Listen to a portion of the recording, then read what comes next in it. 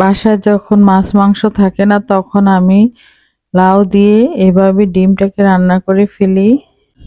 এভাবে রান্না করে দিলে সবাই খুব মজা করে খেয়ে ফেলে। ডিম দিয়ে লাউটা রান্না করার জন্য এখানে আমি মিডিয়াম সাইজের কচি দেখে একটি লাউ নিয়েছি। এখন লাউটাকে আমি খোসা ছাড়িয়ে নেব। এখানে আমি পুরো লাউটা ব্যবহার করব না, এখানে আমি অর্ধেকটা লাউ নিয়ে নিয়েছি এবং লাউটাকে ভালোভাবে ছিলে একটি ছুরির সাহায্যে টুকরো টুকরো করে নেব। স্লাইসগুলো মিডিয়াম সাইজের হবে। এভাবেই আমি পুরো লাউটাকে কেটে নেব।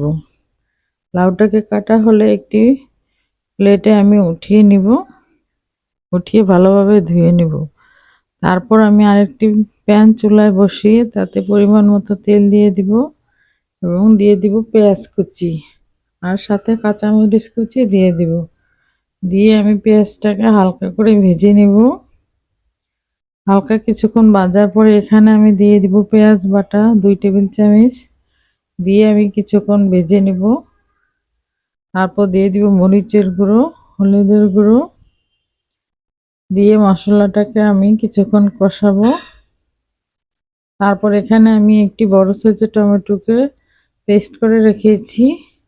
এখন আমি টমেটো পেস্টটা দিয়ে ভালোভাবে মশলাটাকে কষিয়ে নিব।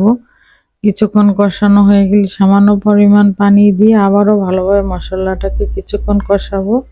তারপর আমি লাউগুলো দিয়ে দিব, দিয়ে মশলার সাথে ভালোভাবে মিশিয়ে নিব। কিছুক্ষণ মিশানোর পরে আমি একটি ঢাকনা দিয়ে 10 মিনিট কষিয়ে নিব। তারপর এখানে আমি লবণ অ্যাড করে দিব। আমার আগে থেকে লবণটা দেওয়া মনে ছিল না, তার জন্য আমি পরে দিয়ে দিয়েছি। তারপর লবণ দিয়ে কিছুক্ষণ কষিয়ে আমি পরিমাণ মতো পানি দিয়ে ঢাকনা দিয়ে ঢেকে রাখবো যতক্ষণ না পর্যন্ত লাউটা সিদ্ধ হয়। তারপর আরেকটি বাটিতে আমি পেঁয়াজ কাঁচামরিচ কুচি নিয়ে 2টি ডিম দিয়ে দিব। ডিমটাকে দিয়ে আমি ফেটিয়ে নিব ভাজার জন্য। তারপর আমি লাউটাকে উঠিয়ে দেখব, লাউটা প্রায় সিদ্ধ হয়ে গেছে। এখন আমি চুলায় আরেকটি প্যান বসিয়ে তাতে আমি ডিমটা দিয়ে দিব। তারপরে আমি ডিমটাকে ভালোভাবে ভেজে নেব। ডিমটা ভালোভাবে ভাজা হয়ে গেলে এটাকে আমি 4 ভাগ করে নেব।